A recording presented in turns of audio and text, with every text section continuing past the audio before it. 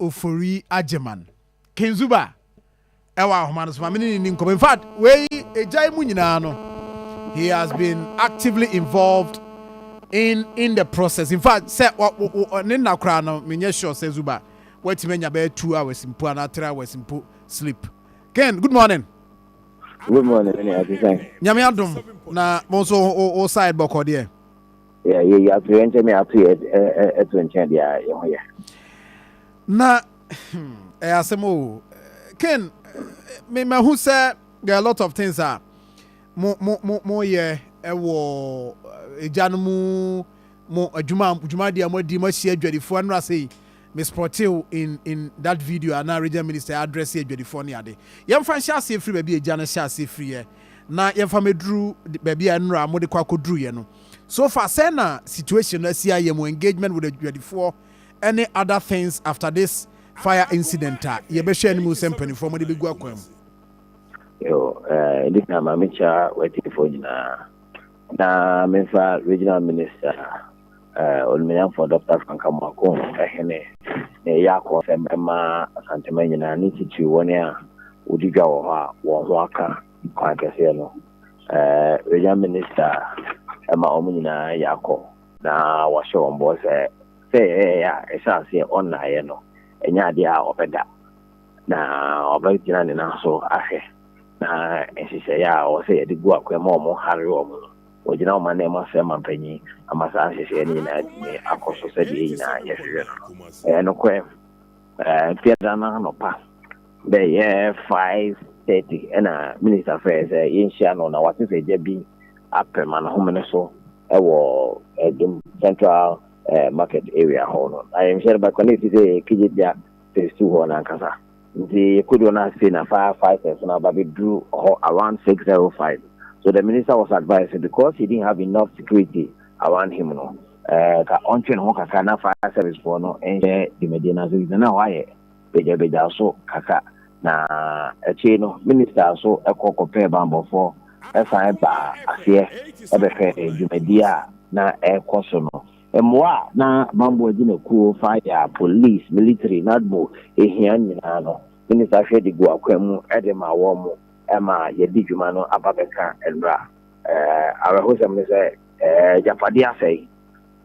nipa jiti ashe and so yeguso church wondin na ya identify enoma ne wo bia ho na wo so eton say the minister of ampanyi de ne ba ho man be hwe mama panyi so shebo say obehwe na aban so aso wasen kaka no okwe eneda mampani gina so ma minister for gender ene nadmo CEO Maslock CEO aba omo mantem ha yehwe itano na minister ejinemu amaye dijuma ama for no omo hare ndi ya okana sa enokwe yentai anopai yes to say edika ko ba ko aba yes say minister beko akobo na mama ne adwuma wadi efi abra dwumadi ne hyase nyina beka na efi say e ba sa no yiba sa ne esma achamfo na asafo ne na atada hene 240 am gugu so ene na Adum hene e ma mo ba so ba behwe dwumadi ne mo so de wo mo ho de beka aban yachi so de be ya behwe na asante ne na no yetimi asoso o masne kaka ti minister beko anopai edide wayo ewo dwumadi ne ho no akwakoto na nanim na afense say aka no so ye de atwaso Duba me who said there was a video bi na me share na o ka ho bi na the reporter na ka on say mo engage adwadifo because mo say mo create access route bi ni ade am engage but e ho no bet ma clear their my end send a city one major headache nya in fighting the fire was access na baby any wa betimi and to about a process you are some Kenya regional manager hello so oma kwa nyembu wo mo no na yintimi enwem ansa na yitimi aso ejana no kebedi ensem nti za yintimi ambu wo na kebedi abajada side na wo boss fm echi wo no in the sense no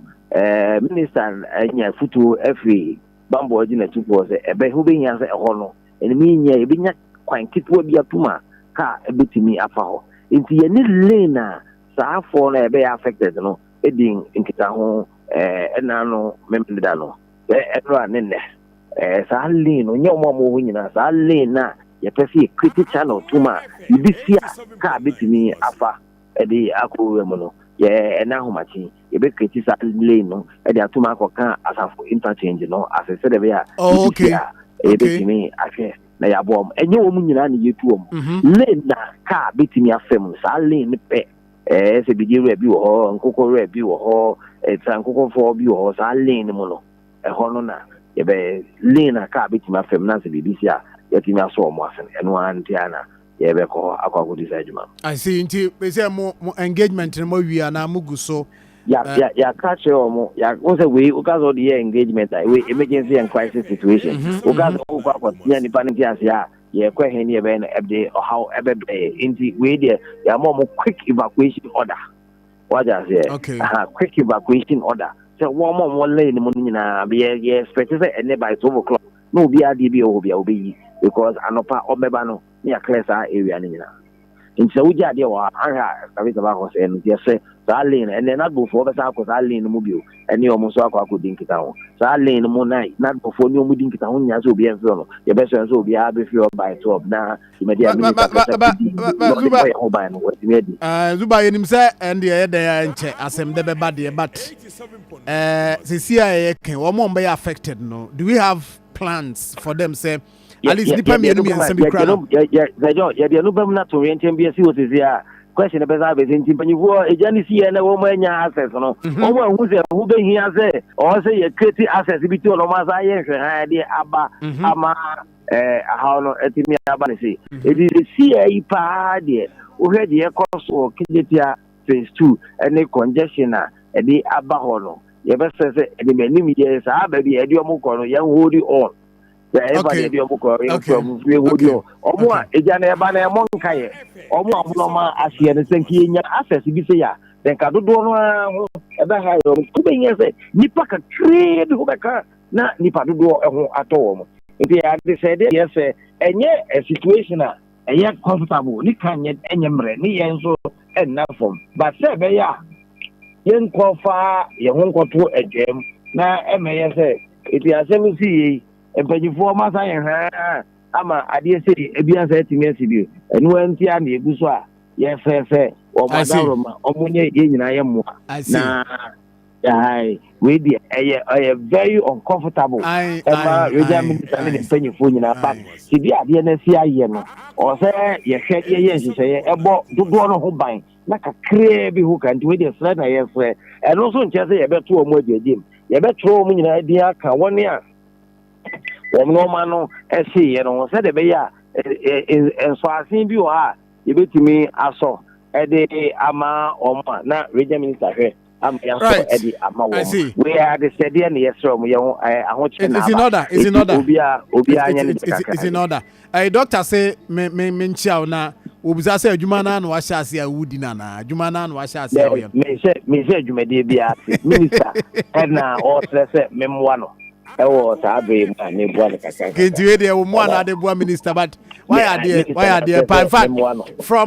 from clean up exercise wo alaba in the areas na zuba udim bi eba we udim bi yes